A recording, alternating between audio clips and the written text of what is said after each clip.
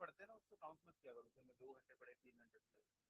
Full count से क्या होता है, जो आप घर जाकर अकेले में पढ़ते हैं सेल्फ डिसिप्लिन वो काउंट होता है ना। स्कूल में 8 घंटे पढ़े, कोचिंग में 3 घंटे पढ़े, 11 घंटे पढ़ लिए, हो गया, उससे कुछ नहीं होता है। अब कर लो पूरा साल, मार्क्स नहीं आने वाले, घर जाके करना ही पड़ेगा। आपको क्या लगता है इसके अलावा कोई और ऑप्शन है कि हार्डवर्क के अलावा? स्मार्ट वर्क, स्मार्ट वर्क करोगे, हार्डवर्क करना ही पड़ेगा। देखो फॉर्मूले रटने ही पड़ेंगे, न्यूमेरिकल्स बनाने ही पड़ेंगे, वैरायटी बहुत सारी रहती है, सारी वैरायटी कवर करनी। जब तक प्रैक्टिस नहीं करोगे ना तब तक कॉन्फिडेंस नहीं आएगा। कॉन्फिडेंस के लिए बहुत सारे न्यूमेरिकल्स बनाना ही। जब आप न्यूमेरिकल्स बनाते हो ना तो न्यूमेरिकल्स की प्रैक्टिस होती है, फॉर्मूले भी याद हो जाते हैं। और फॉर्मूले याद होने से ना डेरिवेशन बहुत इजीली याद होती है, बिल्कुल रिजल्ट पता है उस डेरिवेशन का। जैसे एक लूप के नेगेटिव फील्ड कितनी लगती है, उसका फॉर्मूला पता है ना, तो डेरिवेशन देखना बहुत जल्दी याद हो जाता है। ये बहुत सारे न्यूमेरिकल्स बनाओगे, आप मेरे को दिए हैं मैंने शीट, बहुत सारे तो मैंने बना दिए उसमें से, बाकी आप लोगों को बनाना है। क्या बोल रहे हो प्रणव? जब इधर बात कर रहा हूँ ना मैं थोड़ा बात कर, फालतू बात नहीं कर रहा हूँ। आजकल लोग शुरू कर रहे हैं नया chapter, chapter number 5, magnetism and matter. कभी ठीक ठाक वेटेज है, करीब करीब 5 मार्क्स का इसमें से भी आता है, तो ध्यान देना। और चैप्टर बहुत इजी है, मतलब मोस्ट ऑफ द चीजें थ्योरेटिकल टाइप।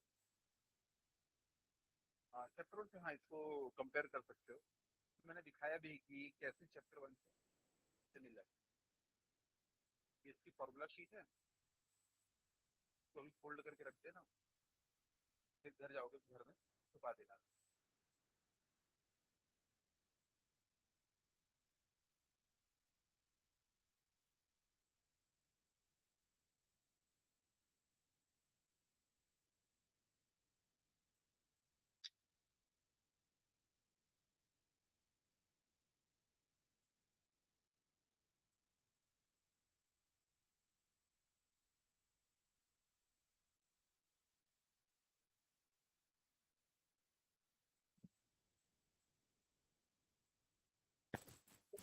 कैसा है, आ जाएगा, बहुत आसान से चैप्टर है।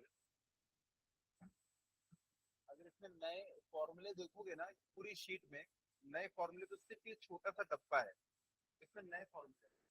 बाकी ये देखो इस साइड का जो लेफ्ट साइड का, ये तो हम पहले भी पढ़ चुके थे चैप्टर 1 में। और जैसा इधर है देखना बिल्कुल उधर वैसे ही है। जहाँ ई है वहां पे बी आ गया, इलेक्ट्रिक फील्ड की जगह मैग्नेटिक फील्ड आ गया। जहाँ पे चार्ज है वहां पे देखो स्मॉल एम आ गया है, ये फुल स्ट्रेंथ है, चार्ज होता है वैसे, तो कंपेयर करके हम लोग फॉर्मूले पूरे वैसे ही हैं। देखो डायरेक्शन से लेके हर एक चीज बिल्कुल सेम। कोई नया फॉर्मूला है क्या? नहीं। बस ये वाले डब्बे के ना कुछ फॉर्मूले नए, और वो फॉर्मूले भी देखो ना कितने छोटे छोटे। I is equal to M by A, H is equal to B by mu. फॉर्मूले भी बहुत छोटे छोटे हैं, फॉर्मूले भी याद हो जाएंगे। और मेन इसमें थ्योरी पे थोड़ा सा ध्यान देना है। इस चैप्टर का एक मेजर पोर्शन था अर्थ का मैग्नेटिक फील्ड, उसको हटा दिया, तो इसमें बहुत ज्यादा कुछ बचा नहीं है, क्योंकि वेटेज ठीक ठाक है इसका, 4 से 5 मार्क्स का आता है, इसलिए हम इसको डिस्कस करेंगे। ठीक है। सबसे पहले जब मैग्नेट के बारे में कोई नहीं जानता था,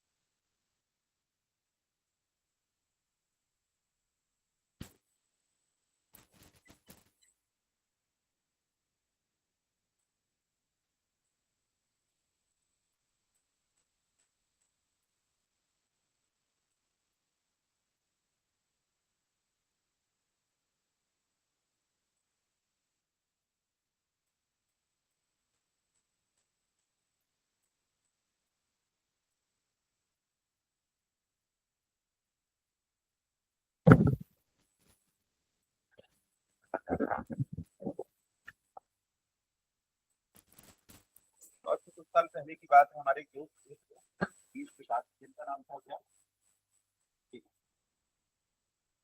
ये घूमने के लिए जाते हैं थाईलैंड में। थाईलैंड का नाम क्या है, मैग्नीशिया। घूमने के लिए जाते थे यहाँ पे। ये जो बूट पहन के गए थे ना, इसमें लोहे की कील लगी। तो वहाँ पे घूम रहे थे, उन्होंने देखा कि इसके मतलब कुछ पत्थर चिपक जा रहे थे। बहुत हैरानी हुई कि क्या है चिपक रहा है, बाकी किसी मेटल को नहीं चिपक रहा है दूसरे पे, सिर्फ किसको चिपक रहा है, वो आयरन नेल्स थे, वो कील लगे होंगे नीचे से, उससे चिपक रहा है। वो उसको अपने साथ में ले आए, और अभी तो उन्हें तो कुछ नाम पता नहीं था, पर उसको मैग्नीशियम से लेके आए थे, तो उसका नाम नाम नहीं था, मैग्नीशियम। मैग्नीशियम बाद में पता चला कि ये आयरन का ही एक chemical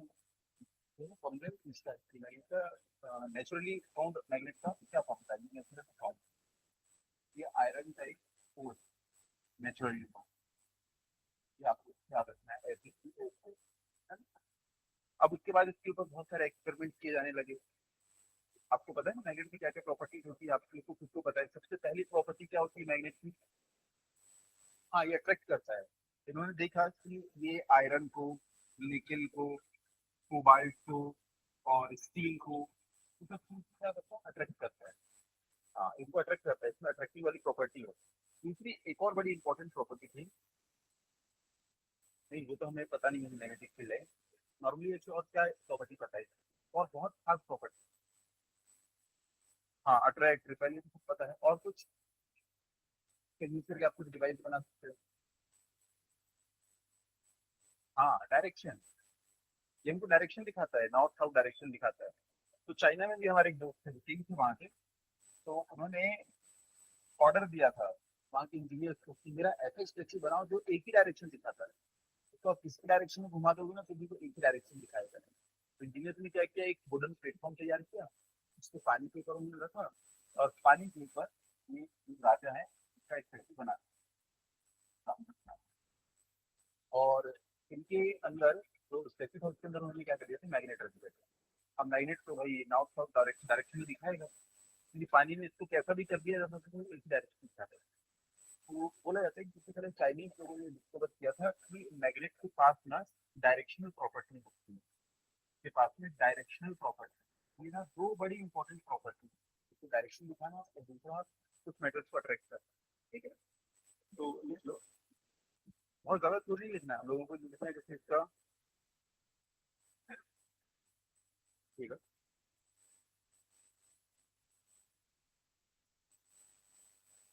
naturally found magnet, naturally found magnet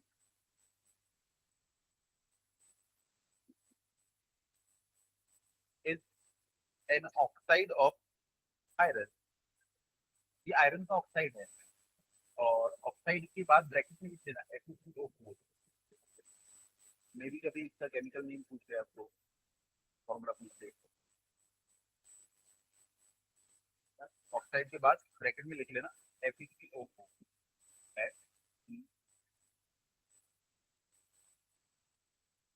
इतनी जो नेचर में हमको मैग्नेट मिलता है ना बहुत वीक रहता है, तो हम लोग को ज्यादा यूज कर नहीं सकते। तो हम क्या करते हैं, सबसे मैग्नेट बनाते हैं।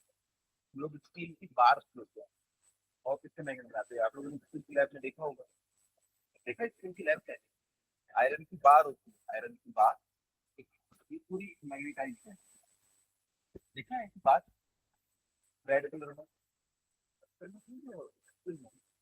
देखिए। अच्छा, वो 5-5 रुपए वाली पर्क आती है, पर्क तो शेप का रहता है, ऐसा लंबा सा शेप का रहता है, और हाँ ये लिखा रहता है, एक तरफ एन लिखा रहता है, एक तरफ एस लिखा रहता है, नॉर्थ साउथ।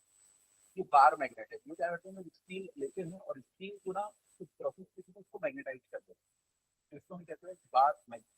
उसके बाद और भी अलग अलग शेप के मैग्नेट्स आते हैं, इसलिए तो हो गया आपका पहला बार मैग्नेट। उसके बाद दूसरा होता है रिंग मैग्नेट, एक रिंग बनी होती है, रिंग, ये ऐसी एक रिंग है, ये भी मैग्नेट है, इसका ये वाला इसका नॉर्थ पोल, वो वाला इसका साउथ पोल, एकदम पतली सी है। उसके बाद हॉर्स शू मैग्नेट, जिन नाम सुना हॉर्स शू मैग्नेट, हाँ इसका जो शेप होता है ना हॉर्स शू के जैसा होता है, जो घोड़े की नाल होती है उसके जैसा, तो इसका शेप कुछ ऐसा रहेगा। जब हमें नॉर्थ पोल और साउथ पोल दोनों आजू बाजू का कोई भी रीजन हो सकता है चाहिए, लेकिन ये फॉर्थ फॉर्थ शेप में हम इसको बनाते हैं। और भी बहुत सारे डिस्क टाइप के भी होते हैं, आप डिस्क टाइप की भी बना सकते हो, अलग अलग पर्पज के लिए अलग अलग है हमारे पास। ये देखो इस टाइप का मॉडल, एक तरफ नॉर्थ पोल, एक तरफ साउथ पोल। हमारे सिलेबस में जो है ना वो है बार मैग्नेट, हमें इसी प्रॉपर्टी पढ़ना है, ठीक है। तो सेटिंग कर लीजिएगा, bar magnet, BAR, bar magnet.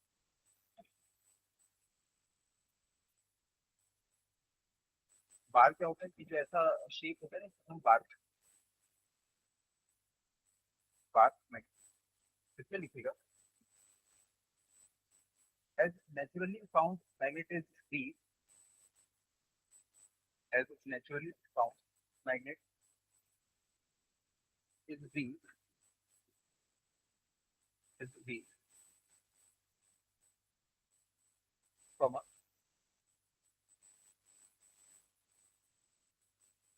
steel bars, steel bars are magnetized, are magnetized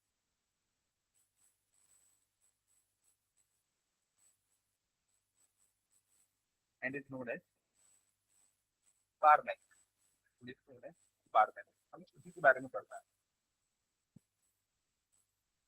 एक चीजें लिखते हैं इसके बारे में,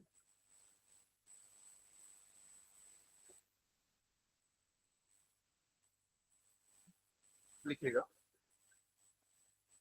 इसके अंदर सब हेडिंग है basic properties of bar magnet, basic properties of bar magnet. कभी कभी थ्योरी पूछता है बार मैग्नेट की प्रॉपर्टीज। अभी क्या प्रॉपर्टी लिखोगे अगर अभी पढ़े नहीं हो तो?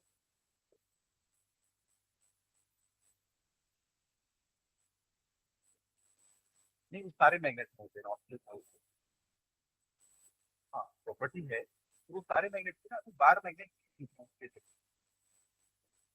वो तो हम लोग लिखेंगे बाद में मार्क्स बढ़ाने के लिए, लेकिन शुरुआत में अगले पॉइंट से करना है।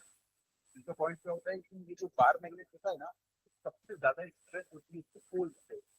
ये है इसका पोल और ये वाला पोल, ये तो दोनों एंड है ना, इसके ऊपर सबसे ज्यादा इसकी पोलैरिटी होती है, सबसे ज्यादा स्ट्रेंथ है। ये आपको पता कैसे चलता है? ये हमें पता ऐसे चलता है कि अगर हमने ना ऐसा बार मैग्नेट लिया, देखो नॉर्थ साउथ, और यहाँ पे ना बहुत सारा हमने आयरन डस्ट रखा हुआ है, आयरन डस्ट पहले से बहुत सारा आयरन डस्ट रखा हुआ है। जैसे जैसे हम उसको ऐसे टैप करते जाएंगे, वाइब्रेशन के कारण आयरन पार्टिकल्स खुलते हैं और वो मैग्नेटिक फील्ड लाइन के अराउंड में अरेंज होते जाते हैं। तो सबसे ज्यादा कॉन्सेंट्रेशन जो होता है ना आयरन पार्टिकल्स का, वो इधर पे होता है और इधर, वैसे ही इधर कम होगा और इधर कम। हम देखते हैं कि जो एंड है ना उसके ऊपर सबसे ज्यादा स्ट्रेस है। प्रॉपर्टी नंबर वन, प्रॉपर्टीज में नंबर वन,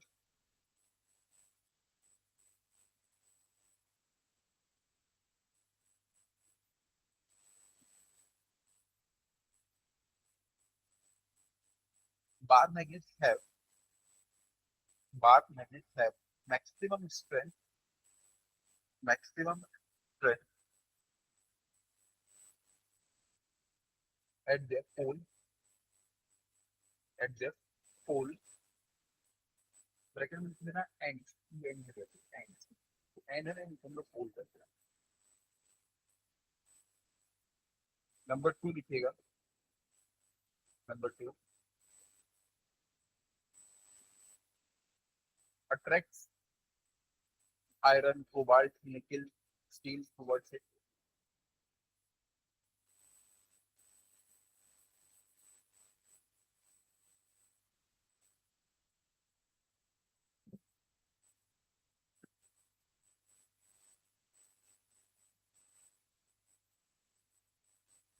दूसरा लिखिएगा directional property,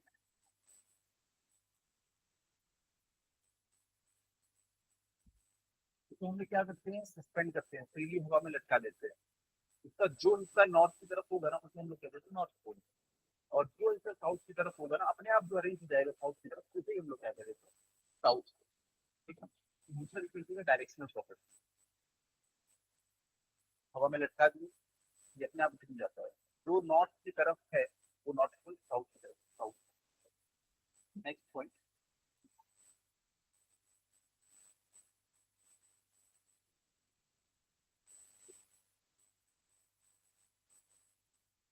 like poles repel and unlike poles attracts.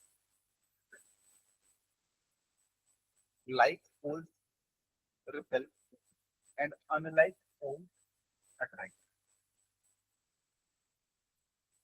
Like repel, unlike attract. इसके बाद फोर्थ लिखनी जगह और क्या प्रॉपर्टी थी मैंने इसमें सिंगल पोल हो सकता है नॉर्थ पोल या साउथ पोल अकेला लिख लेना monopole does not exist monopole मतलब एक ही पोल मोनोपोल डज नॉट एग्जिस्ट अगर आपने एक मैग्नेट लिया तो ये नॉर्थ पोल साउथ पोल इसको दो हिस्सों में काट दिया एक हिस्सा ये है दूसरा हिस्सा ये नॉर्थ साउथ और ईस्ट नॉर्थ ऐसा होता है अपने आप इसमें दूसरा पोल आएगा मोनोपोल डज नॉट एग्जिस्ट और अब एक ऐसा मैग्नेट लेंगे और ये उसका नॉर्थ पोल है ये साउथ पोल है इन दोनों पोल से जो लाइन पास होगी ना उनके बीच में डाइपोल है जैसे कि वहां होता था इलेक्ट्रिक डाइपोल में ये हो जाएगा डाइपोल एक्सिस और ये हो जाएगा बोलो एक प्लेट होगी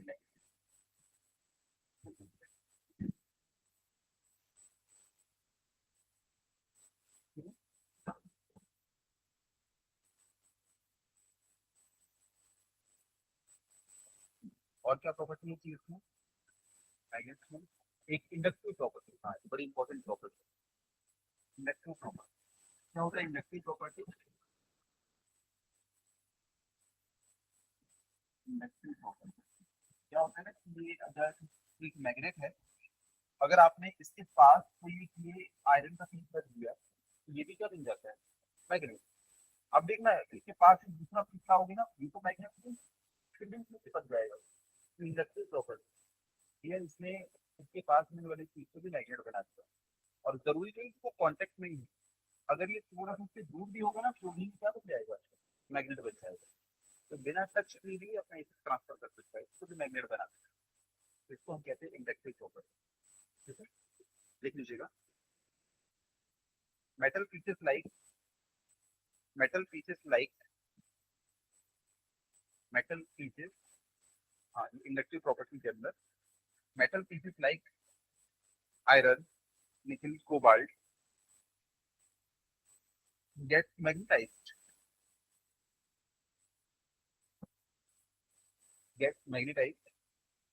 near a magnet मैग्नेट के पास रहेंगे तो खुद मैग्नेटाइज कर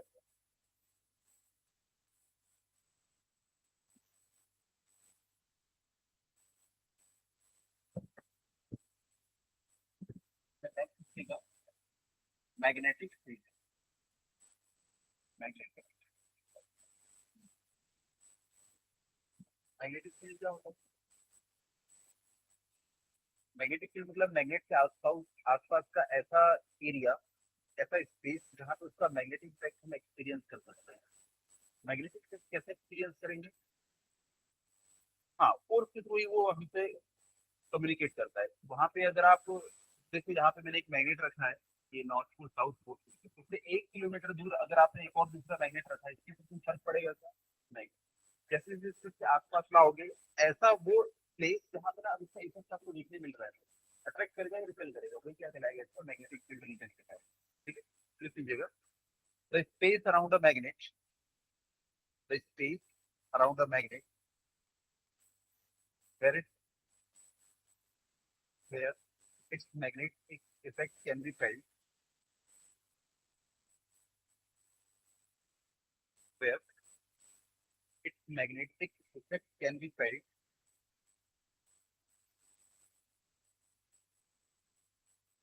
is known as magnetic field region magnetic field region अभी समझ में आ जाता है जब एग्जाम में लिखने आता है ना तो प्रॉपर वर्ड्स नहीं मिलते क्या वर्ड्स मिलते हैं बच्चे निकलते हैं it is something coming out from coming out from north pole and entering from south pole कुछ भी लिखते रहते चलो फिर इसमें लिखोगे प्रॉपर्टी प्रॉपर्टी नंबर 1 प्रॉपर्टी है नंबर वन प्रॉपर्टी है tangent to magnetic field at any point, tangent to magnetic field at any point, tangent to magnetic field at any point give its direction, give its direction. देखो ये magnetic field है, इसकी direction अगर वैसी है, yellow colour की magnetic field, तो किसी पॉइंट पर तुम्हारा यहाँ पे मैग्नेटिक फील्ड डायरेक्शन क्या बस टेंजेंट ड्रॉ कर दे और मिल जाएगा आपको। ये डायग्राम बना। Number two, number two, two magnetic field lines can never intersect each other. तो इंटरसेक्ट नहीं कर पाएंगे, दो डायरेक्शन में रहेगा point. Two magnetic field lines can not intersect each other, can not intersect each other.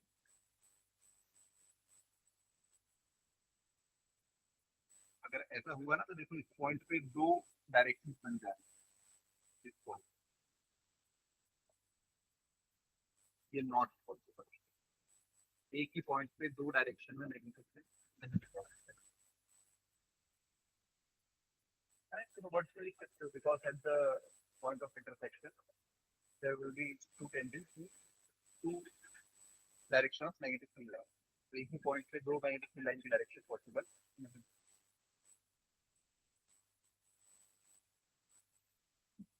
दूसरा point, magnetic field line form close loop, ये close loop बनाती है।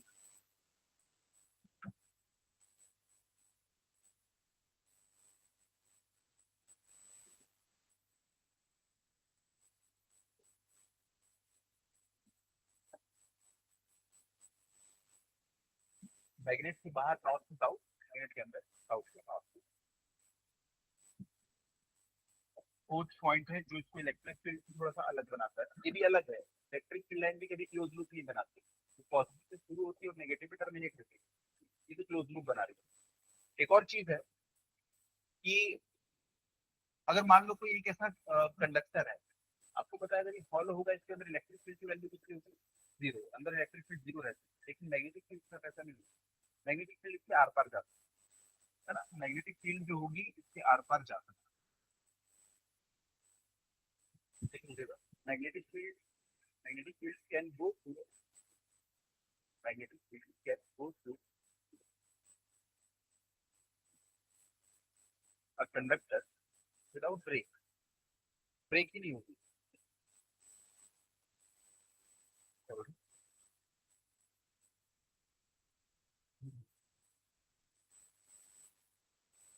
हम एक क्लोज लूप बनाता है, बट ये गो थ्रू, जैसे देखो इलेक्ट्रिक फील्ड अगर होगी ना, अगर देखो ये कंडक्टर है तो इसकी इलेक्ट्रिक फील्ड कैसी होगी, यहाँ होगी और फिर यहाँ से यहाँ निकल जाएगी, इधर से इधर आई, अंदर में इलेक्ट्रिक फील्ड क्या, अंदर में हमेशा इलेक्ट्रिक फील्ड हो जाती है, जीरो। लेकिन अगर मैं मैग्नेटिक फील्ड की बात करूं तो मैग्नेटिक फील्ड ना आर पार निकलती है, ये है तो रोकने के लिए कोई।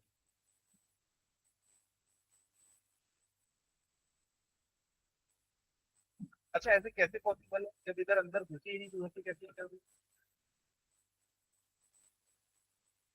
हाँ, अच्छा ये यहाँ से फिर रेंगती हुई ऐसे गई, ऐसे कैसे निकल गई? हाँ पोलराइज हो जाता है। देखो इलेक्ट्रिक फील्ड इस डायरेक्शन से आ रही है, इसका मतलब इधर क्या है, बड़ा सा पॉजिटिव है, उधर क्या होगा, बड़ा सा नेगेटिव।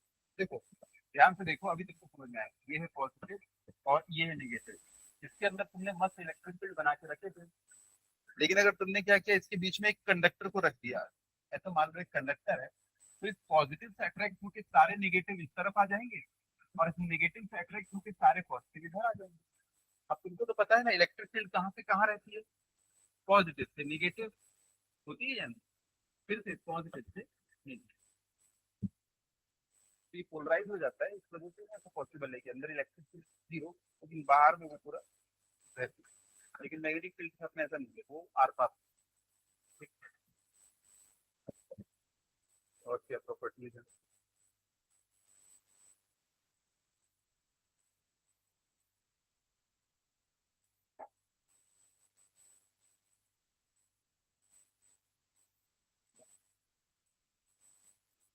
चलिए नेक्स्ट हेडिंग डालिएगा मैग्नेटिक डाइपोल।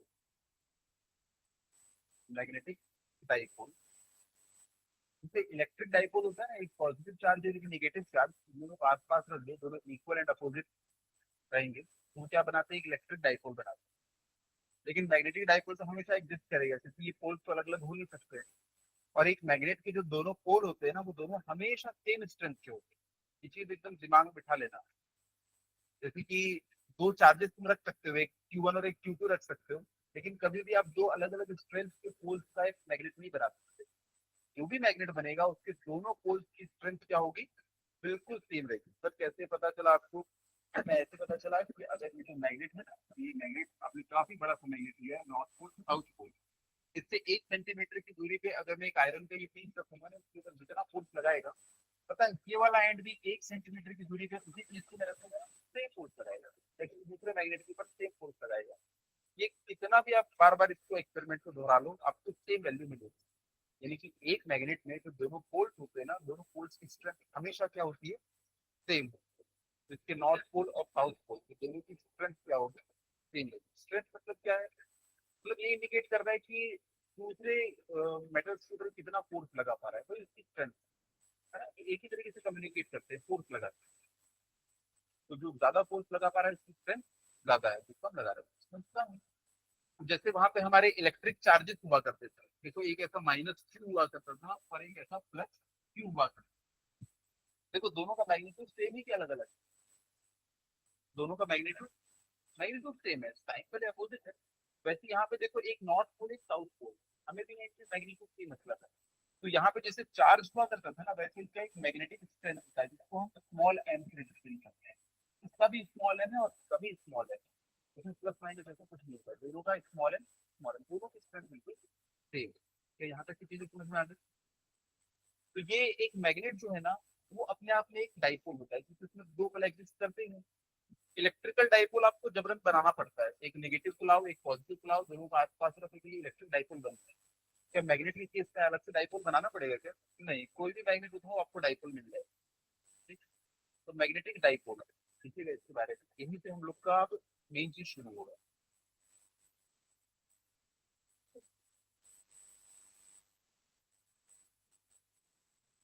अच्छा, मैग्नेटिक फील्ड लाइंस के बारे में एक और चीज देख लेना, तो इलेक्ट्रिक फील्ड के बारे में तो बस एक बार कि मैग्नेटिक फील्ड लाइन की स्ट्रेंथ, देखिए ये है V1 और ये है V2।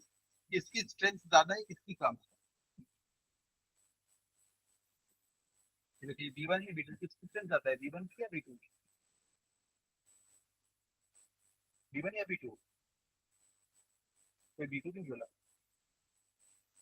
V1। ये जितना क्लोज क्लोज है ना उतनी ज्यादा स्ट्रेंथ है। तो यहाँ पे जो V1 है उसकी स्ट्रेंथ ज्यादा है V2, उनके बीच की डिस्टेंस कम। और देखो अगर ये सब आपस में पैरेलल है तो मतलब मैग्नेटिक फील्ड कैसी बन रही है, यूनिफॉर्म। यूनिफॉर्म है, कहीं पे भी देख लो तो आपको मैग्नेटिक फील्ड हमेशा यूनिफॉर्म मिलेगा। ठीक है। बताओ ये यूनिफॉर्म मैग्नेटिक फील्ड है कि नहीं? ये जो बीच का गैप कम ज्यादा हो रहा है ना, गैप कम है यानी कि मैग्नेटिक फील्ड ज्यादा है। गैप ज्यादा है मतलब मैग्नेटिक फील्ड की इंटेंसिटी कम है। देखो यहाँ पे मैग्नेटिक फील्ड कम मिलेगी और यहाँ पे बहुत ज्यादा मैग्नेटिक फील्ड मिलेगी। ये नॉन यूनिफॉर्म मैग्नेटिक फील्ड है। नॉन यूनिफॉर्म इसकी वैल्यू हर जगह चेंज हो रही है। तो ये यूनिफॉर्म है, ये नॉन यूनिफॉर्म है। ये बताओ, ये है मैग्नेटिक, यूनिफॉर्म है नॉन यूनिफॉर्म?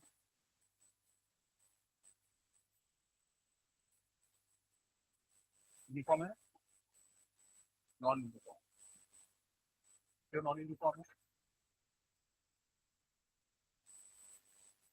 नहीं ऐसा कुछ नहीं।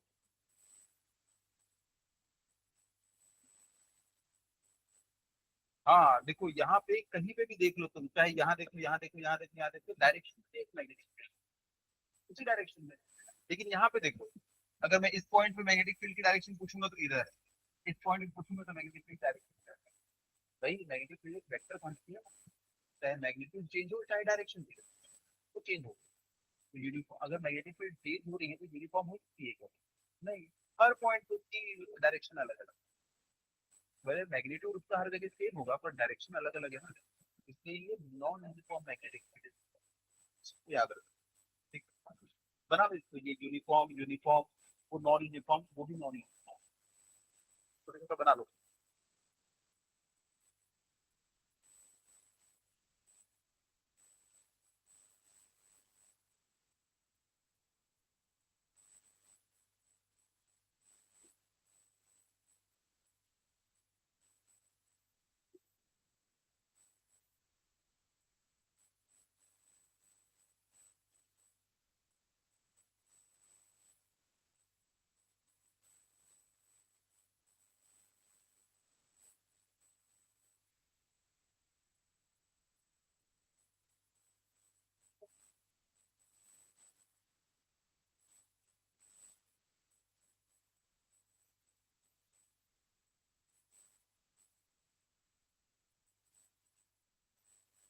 हो गया।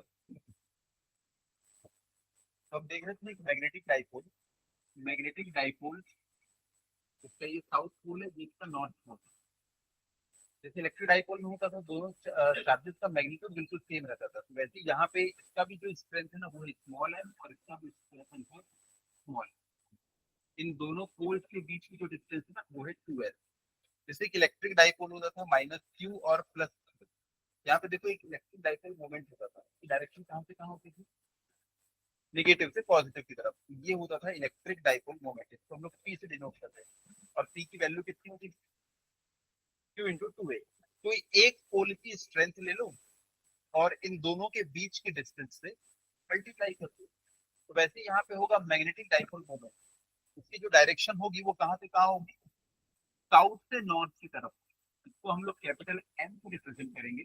वैसे किसी एक पोल की स्ट्रेंथ ले लो, एक पोल की स्ट्रेंथ ले लिए, और इनके बीच की जो डिस्टेंस है उससे इसको मल्टीप्लाई करो।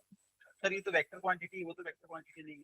तो एल जो है ना उसको हम लोग लेंथ फैक्टर ले लेंगे, उसकी डायरेक्शन किधर किधर लेंगे, साउथ से नॉर्थ। तो ये भी इसको हम लोग वेक्टर क्वांटिटी लिख सकते हैं। ये हो गया हमारा मैग्नेटिक डाइपोल मोमेंट।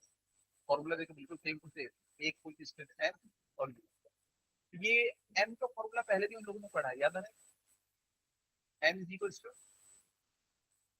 चैप्टर मैंने बताया था। हाँ Meena, M is equal to क्या पढ़ा था हमने, एक फॉर्मूला पढ़ा था ना मीना, यहाँ से इसकी यूनिट क्या हो जाएगी, बताओ ना, एम की यूनिट क्या हो जाएगी। हाँ ये देखो, ये तो नंबर ऑफ टर्न्स, इसकी कोई यूनिट नहीं, ये होता है एम्पियर और ये होता है एरिया मीटर स्क्वायर। तो इसकी यूनिट क्या हो जाएगी, एम्पियर मीटर स्क्वायर। अच्छा एक और फॉर्मूला था टॉर्क का, क्या था टॉर्क का formula, tau is equal to,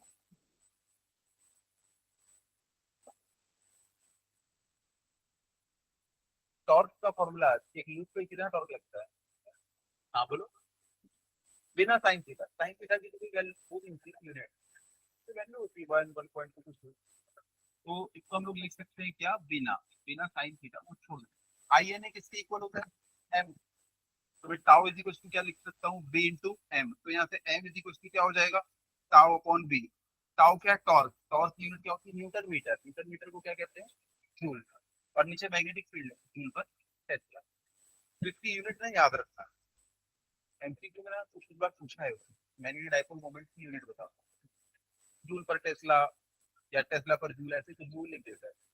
तो अगर हमें फॉर्मूले याद है तो हमें यूनिट भी पता चलता है। ये डायग्राम बनाना है और यूनिट लिखना है, एम्पियर पर मीटर और जूल पर टेस्ला। कैसे यूनिट आई वो मैंने बता दिया, अब हमें इसको याद रखना है, एम्पियर मीटर स्क्वायर या जूल पर टेस्ला। आपकी शीट में भी लिखा हो, हाँ ये देखो, मैग्नेटिक डाइपोल मोमेंट, एम इसकी डायरेक्शन होती है साउथ से नॉर्थ की तरफ, M is equal to M into 12, Q into joule पर टेस्ला या एम्पियर मीटर स्क्वायर। और ये एक वेक्टर क्वांटिटी, इसकी डायरेक्शन होगी किधर, साउथ से नॉर्थ की तरफ।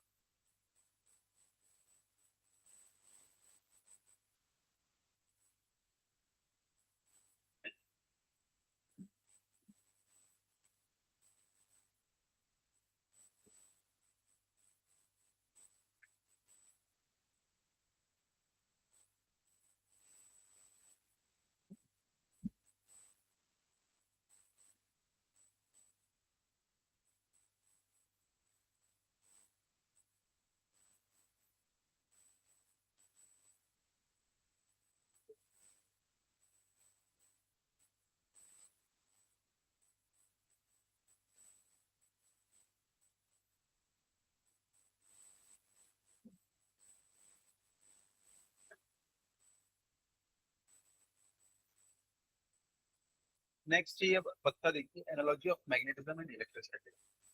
नंबर वन, इलेक्ट्रोस्टैटिक कांस्टेंट देखा था हमने 1/4 पाई एप्सिलॉन नॉट की वैल्यू कितनी होती है? हाँ 9 × 10⁹।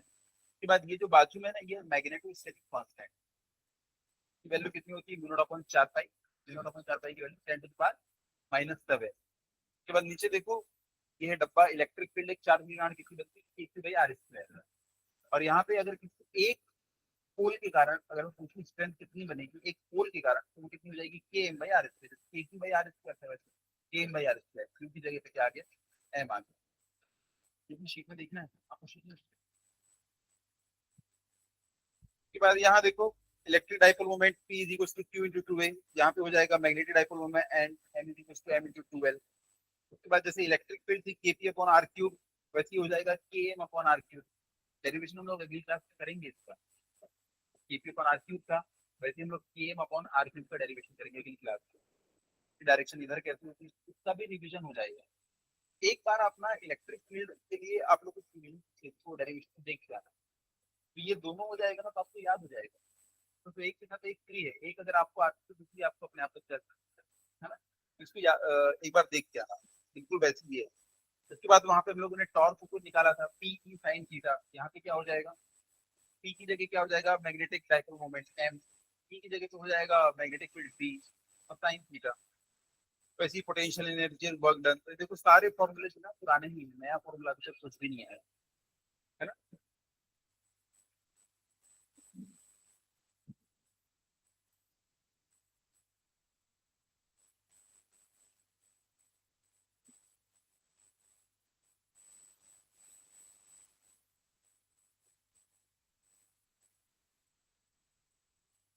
छोटी हेडिंग डालिएगा।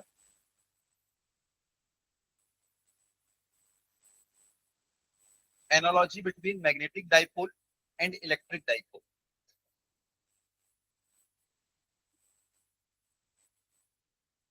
एनालॉजी बिटवीन इलेक्ट्रिक डाइपोल और मैग्नेटिक डाइपोल।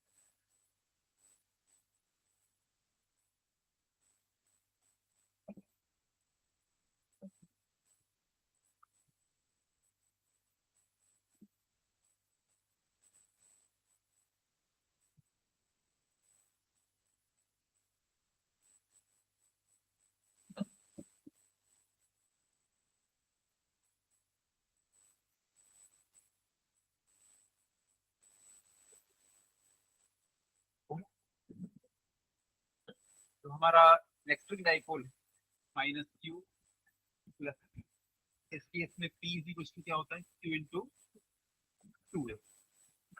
ये हमारा साउथ पोल, ये हमारा नॉर्थ पोल। इसमें m इज इक्वल टू क्या होगा? Small m into 2l। यहाँ पे देखो अगर एक चार्ज है Q1 और दूसरा एक चार्ज है Q2, तो इनके बीच का कम्युनिकेशन होगा फोर्स के टर्म्स में क्या? K Q1 Q2 upon distance का स्क्वायर।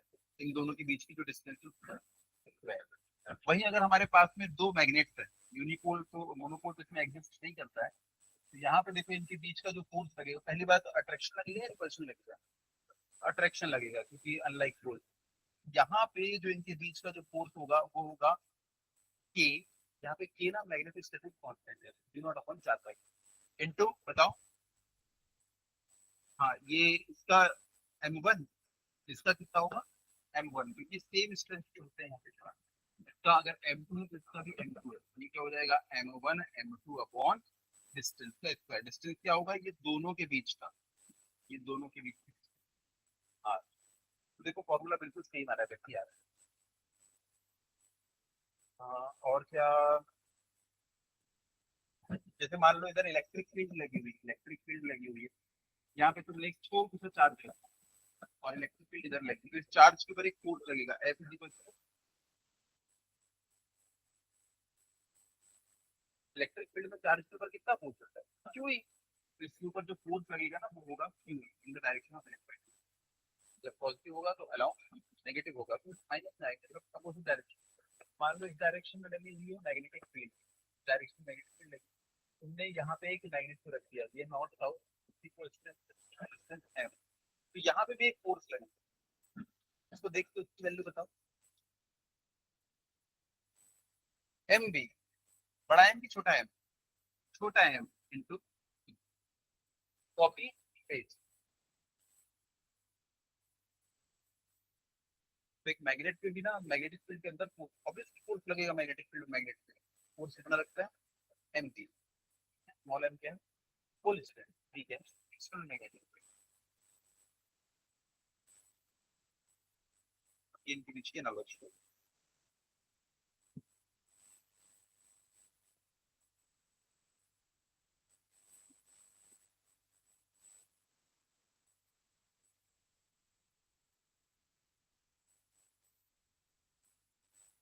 ठीक है, तो आज की क्लास हम लोग यहीं पे एंड कर रहे हैं। अगली क्लास में आप लोग डेरिवेशन याद करते हैं। इसकी डेरिवेशन, एक इलेक्ट्रिक डाइपोल के कारण कितनी इलेक्ट्रिक फील्ड बनती है इक्वेटोरियल एक्सिस के ऊपर और उसके डाइपोल एक्सिस के ऊपर। और सेम और डेरिवेशन हम लोग यहाँ पे चिपकाएंगे, जहां जहां ई है वहां वहां पे बी कर देंगे, जहां जहां पे पी है वहां वहां पे कैपिटल एम कर देंगे। ठीक है, तो वो डेरिवेशन का आपका रिवीजन हो जाएगा, पहले चैप्टर का रिवीजन।